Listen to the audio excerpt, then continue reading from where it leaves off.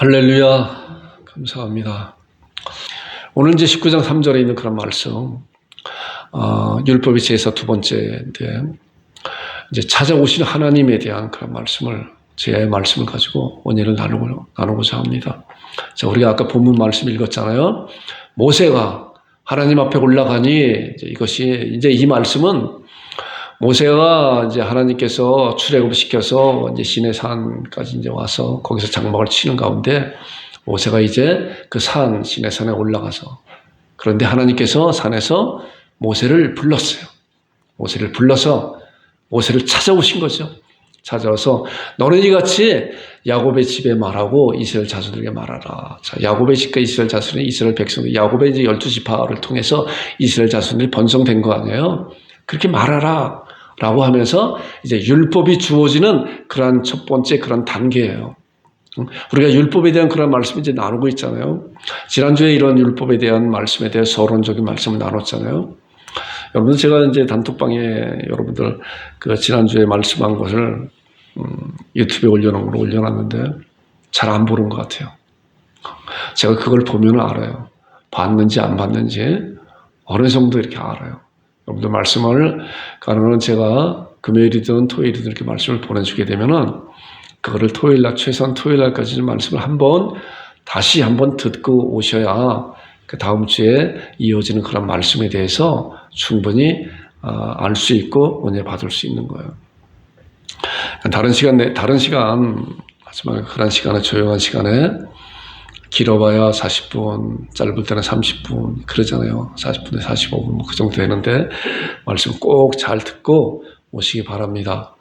자, 지난주에 어떤 말씀이었는지 생각나세요?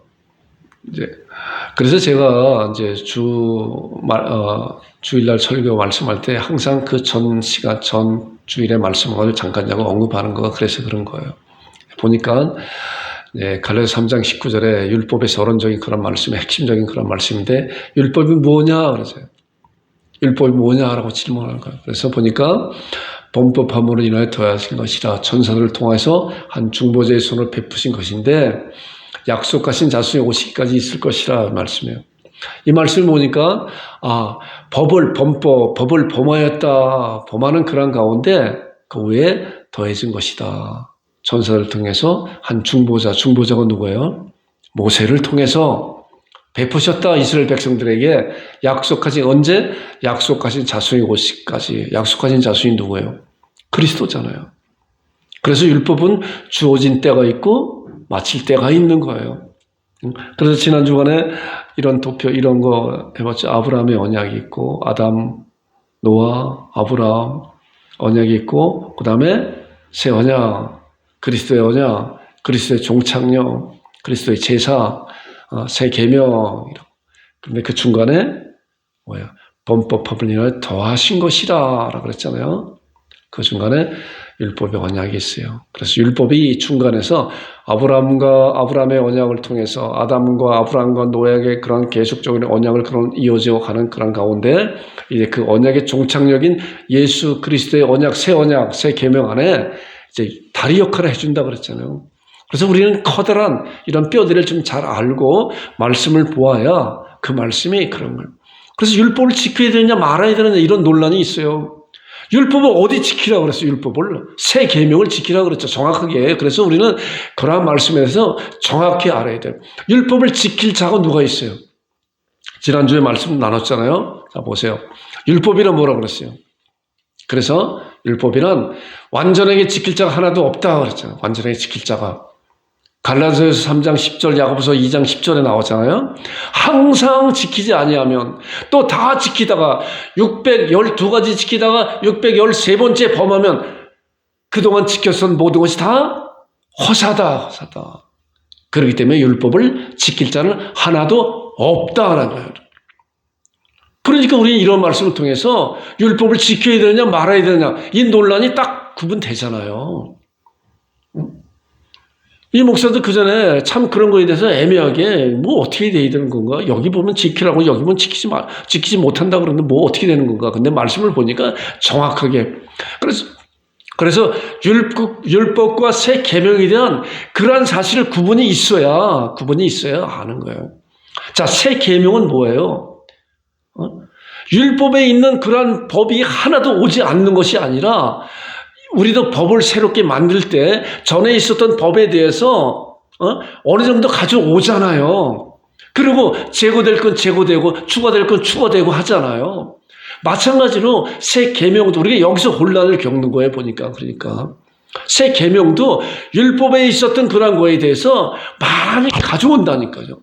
부모를 공경하라, 도둑질하지 말라, 살인하지 말라, 다른 신들을 섬기지 말라 하는 그런 것도 다 새 계명 안에 있는 거예요.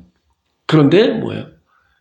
안식일을 지키지 말라, 율법같이 안식일 지키지 말라라고 하면 안식일에 뭘 조금이라도 하고 뭐 이렇게 밥을 해서 이렇게 한다든가 하면은 다 안식일 범한 자는 어떻게 해요? 죽어야 되잖아요.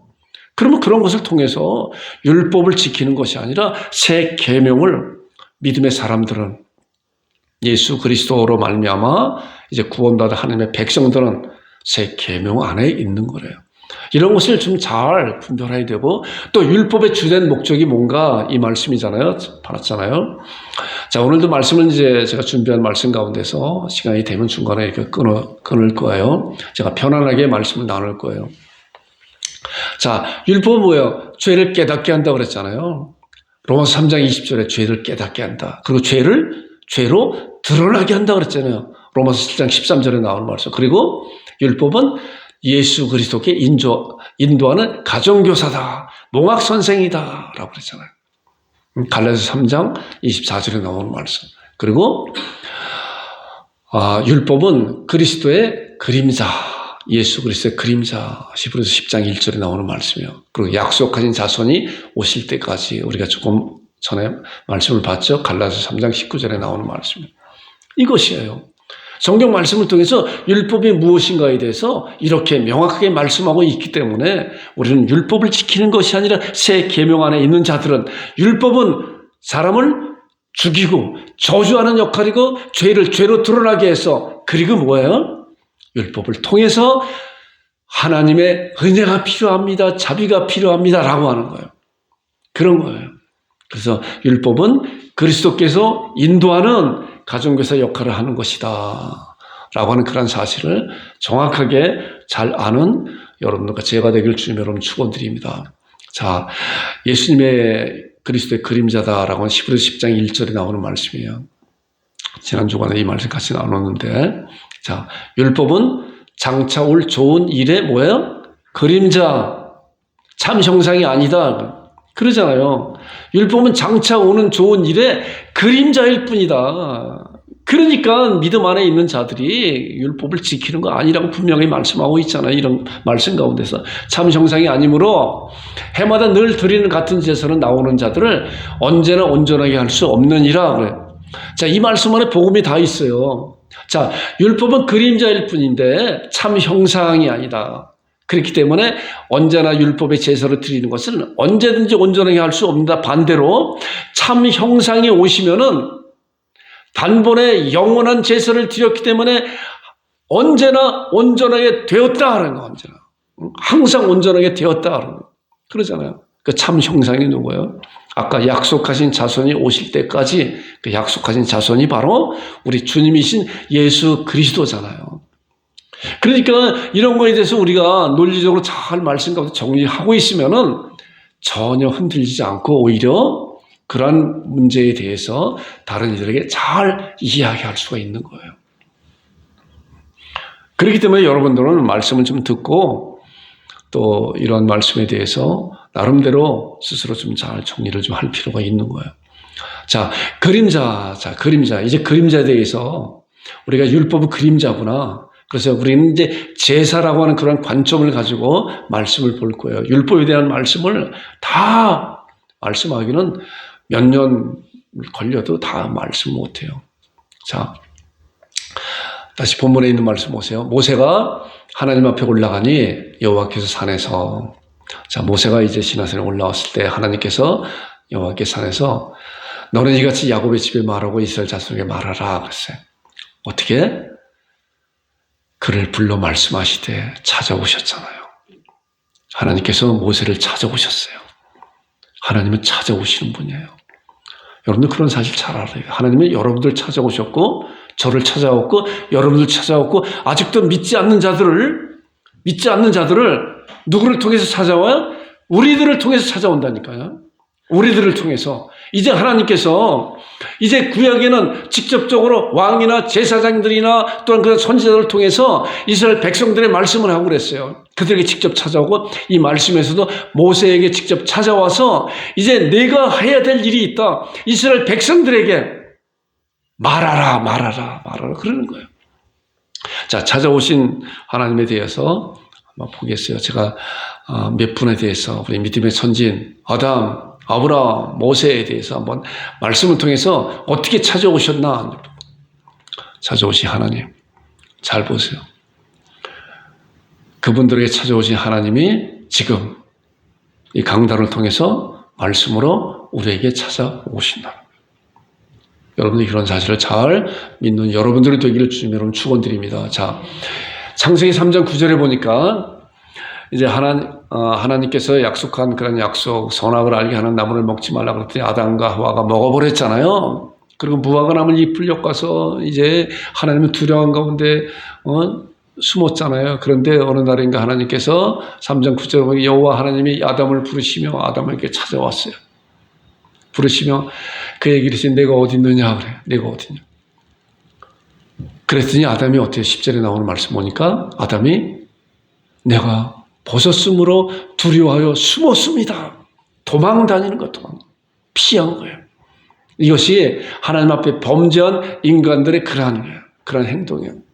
그렇기 때문에 어느 누구도 하나님 앞에 나갈 수 있는 자는, 구원받지 못한 나갈 수 있는 자는 하나도 없어요.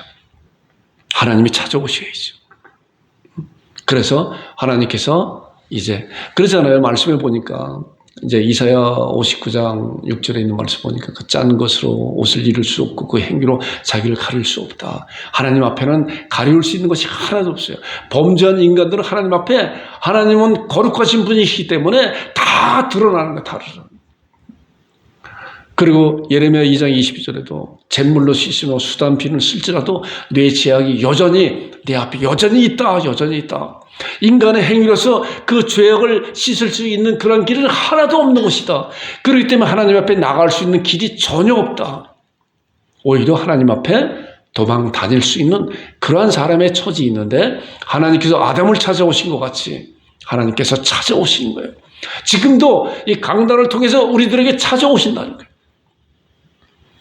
하나님의 자녀들에게도 또한 말씀 가운데서 찾아오셔서 언약을 확인시켜주고 또한 언약해 주시고 또한 주님을 알지 못하는 영혼들은 말씀을 통해서 하나님께서 찾아오셔서 내게로 돌아오라고, 회개하고 돌아오라고 찾아오시는 거예요.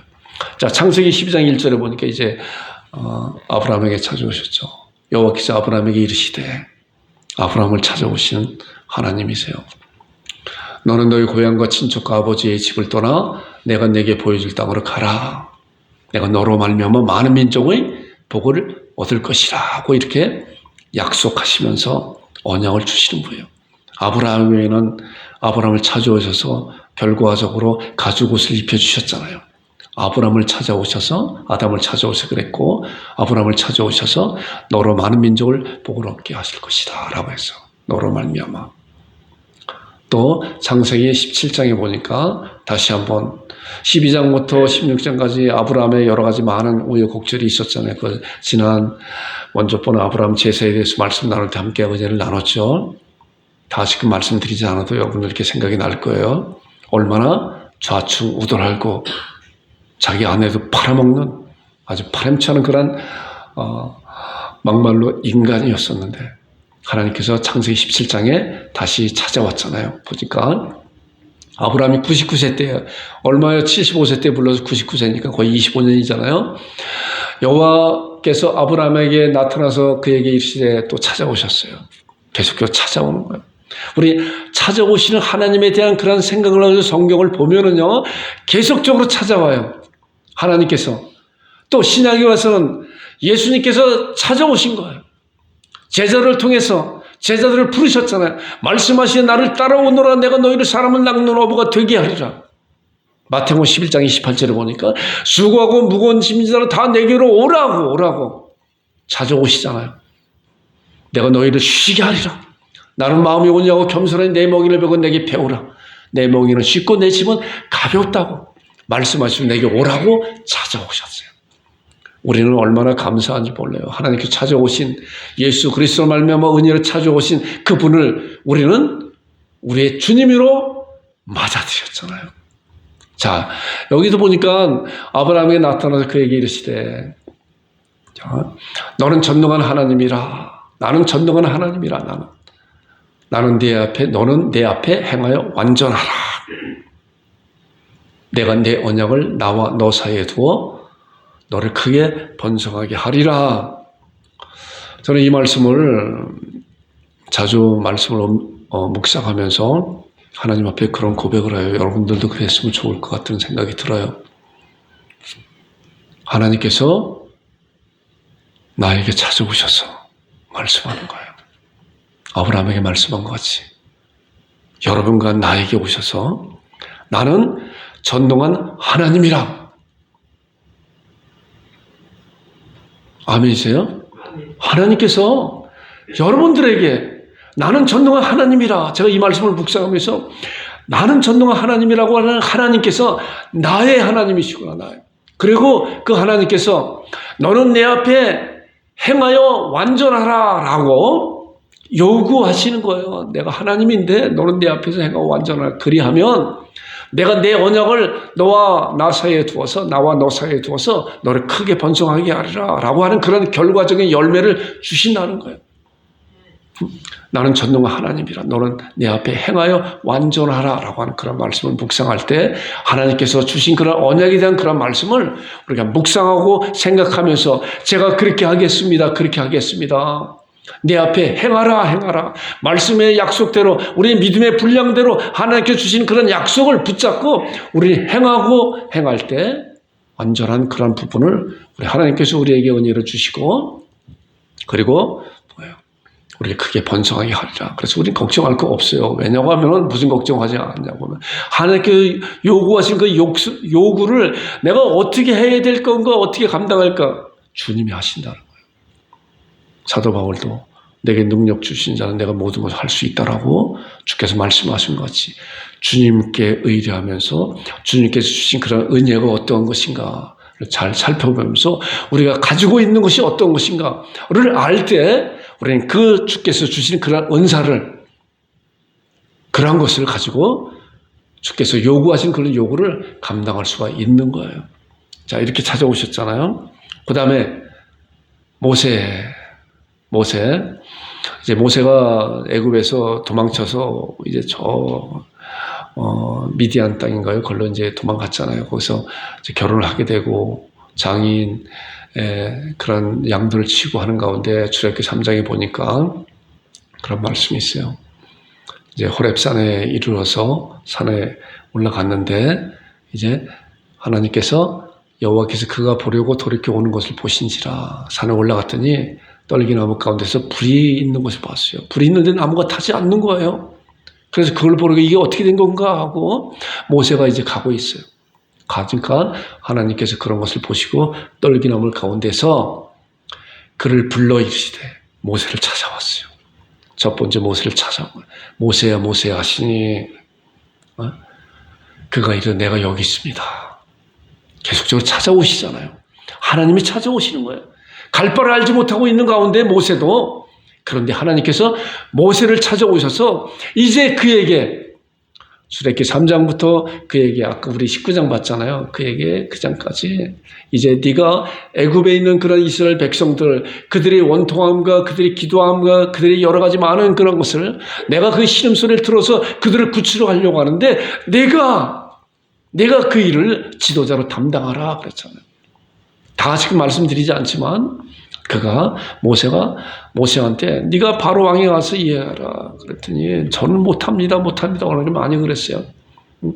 내가 너에게 능력을 준다. 그래서 지팡이를 줘서 뱀도 되게 하고 또 여러 가지 이제 그런 기적을 일어나게 하는 그런 것도 줬잖아요. 그랬더니 그래도 못해. 나는 입이 뻣뻣해서 말도 못합니다. 그랬더니 내 형 아론이 말 잘하시는지 알 줄 아냐. 아론에게 말하라. 내가 너에게 말하고 너는 아론에게 말해서 아론이 바로 왕에 얘기하라고 하라고. 그래서 이제 그런 결과를 통해서 홍해를 건너서 가게 되잖아요.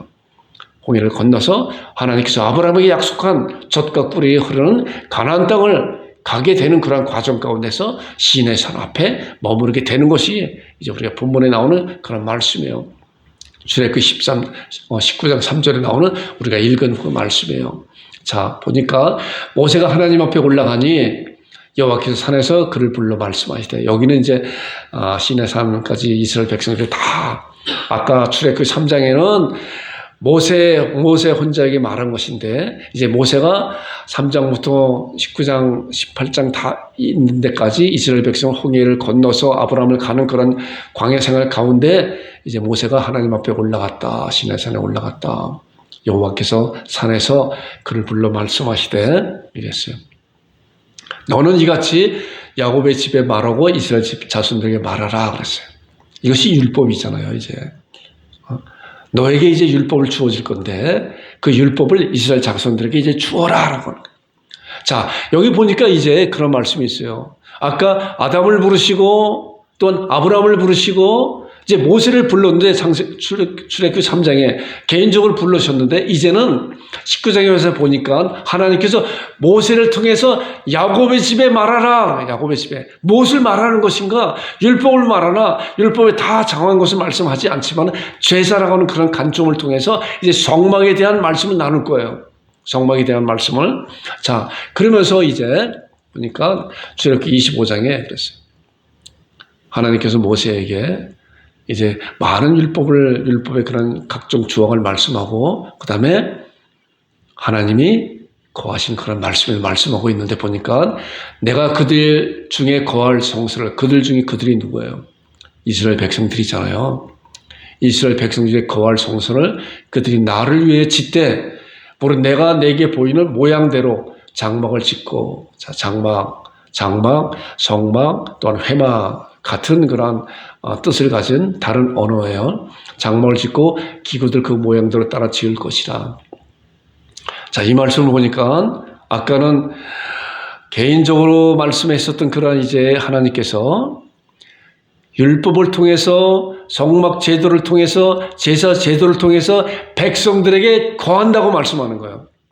자, 점차적으로 이제 진행되고 있잖아요. 보니까 이것이 개인적으로 말씀하고 개인적으로 불러서 찾아오신 하나님께서 이제 이스라엘 백성들에게 찾아오신다는 거예요.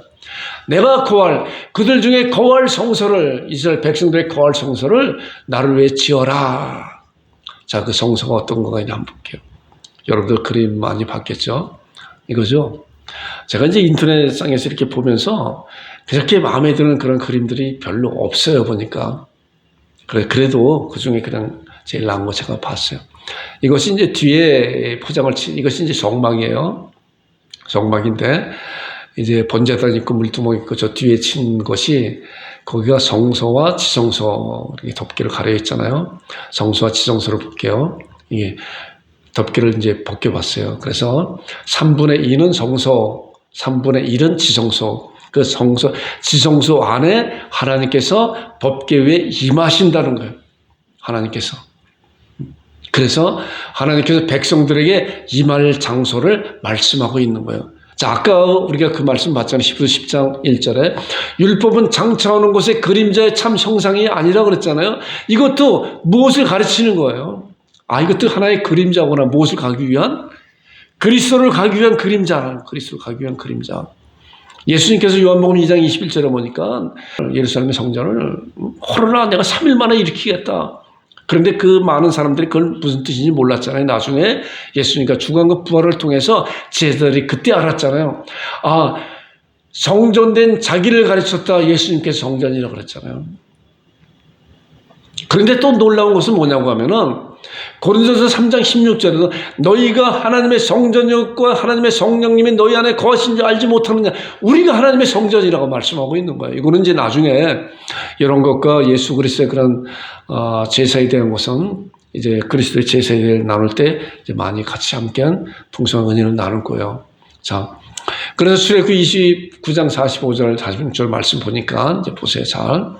자, 개인적으로 임했었던 찾아오시는 하나님께서 이제 백성들에게 찾아오시는 거예요. 백성들에게. 근데 그 백성들이 어떻게 어느 방법으로 찾아오시냐? 제사라고는 그런 것을 통해서 성막을 통해서 지성소에 법궤로 말며 찾아오시는 하나님이야. 자, 29장에 보니까 왜 찾아오시는 것인가? 보세요. 내가 이스라엘 자손 중에 거하여 모세에게 이제 그런 명령을 내는 거예요. 자, 성막을 지어라. 이스라엘 자손 중에 내가 거하여 그들의 하나님이 될 것이다. 하나님이 어떤 하나님이에요? 전능한 하나님이 될 것이다. 이스라엘 백성들의 전능한 하나님이 될 것이다. 내가 그들 앞에 거하여 우리들에게 거하시는 그분이 바로 전능한 하나님이시라고 하는 그런 사실을 우리가 알 때, 그리고 우리가 신앙할 때 우리에게도 두려움이 없는 것이고 이스라엘 백성도 그런 사실을 할 때 두려움이 없고 승리만 있을 그런 분이에요. 그들이 하나님이 되리니 그들은 내가 그들의 하나님 여호와로서 그들 중에 거하려고 그래서 그들 중에 거하려고. 자, 하나님께서 이스라엘 백성들을 구출한 근본적인 그 원인이 이 말씀에 나와요. 그들 중에 거하려고 그들을 애굽 땅에서 인도하여 낸 줄을 알리라. 나는 그들의 하나님 여호와 전능한 하나님이라 라고 말씀하고 있는.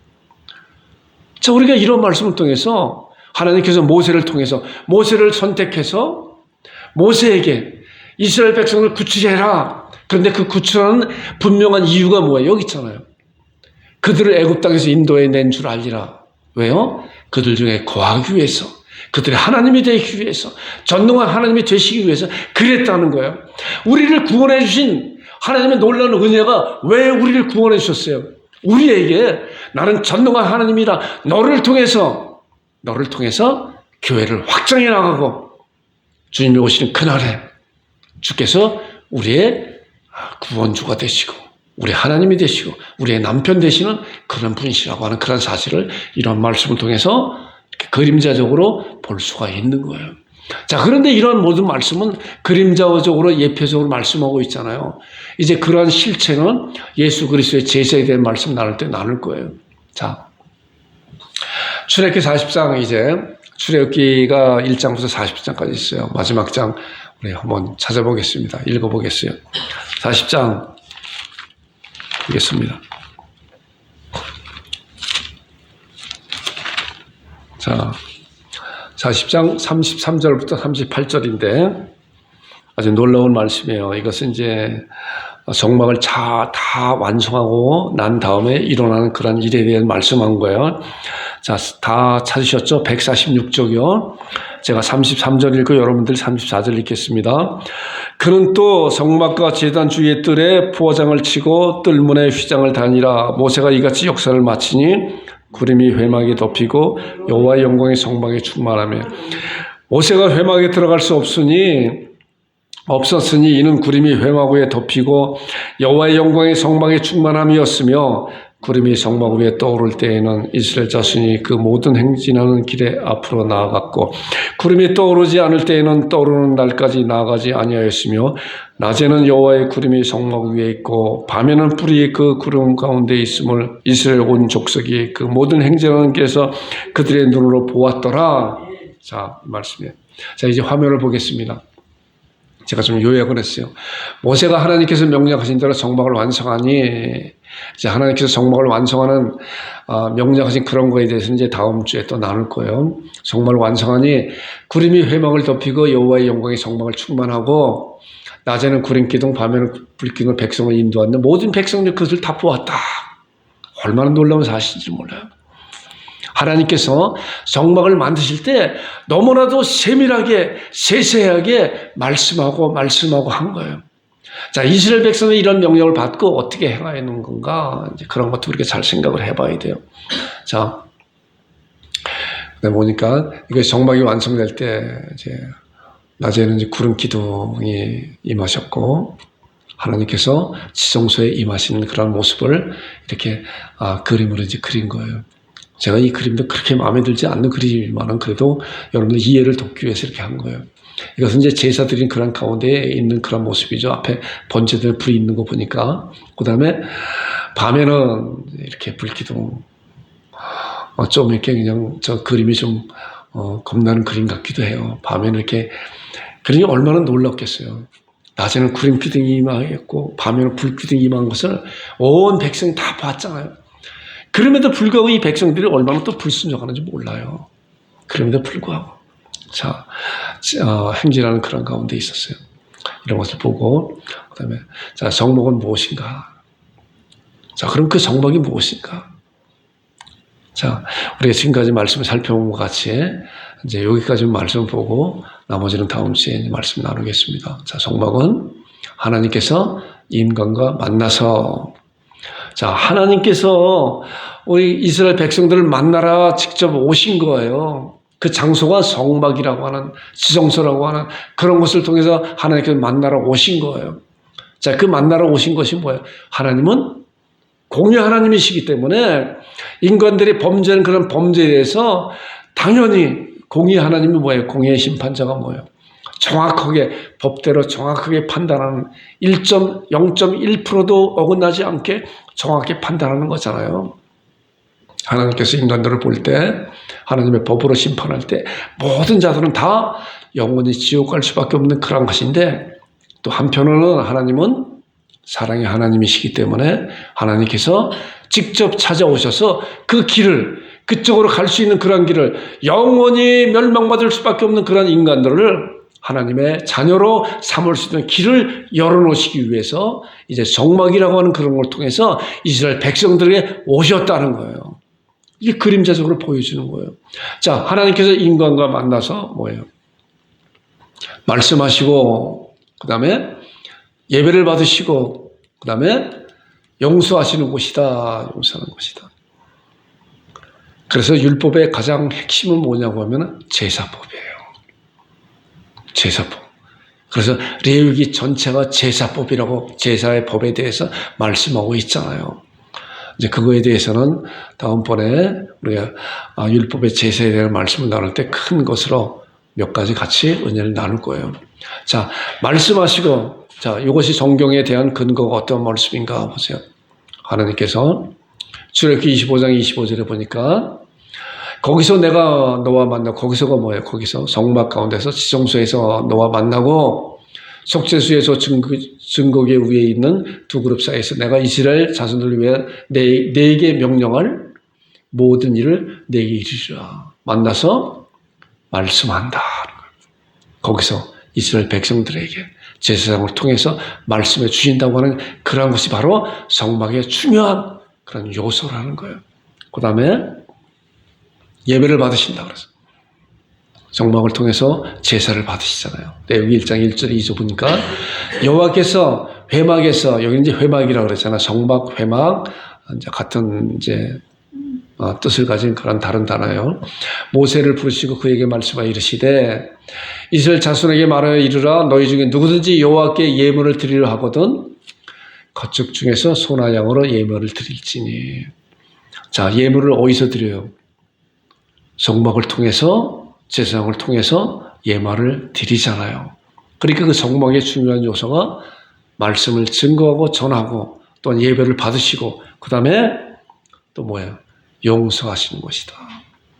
자, 레위기 4장 보니까 또 그 피로 회막 안 여호와 앞에 있는 제단 뿔에 바르고 그 송아지를 속죄제의 송아지에게 한 것 같이 할지니며 제사장이 그것을 회중을 위해 속죄한 지 그들이 사함을 받으리라. 자, 제사장이 백성들이 지은 그런 죄를 어떻게 사함을 받아요?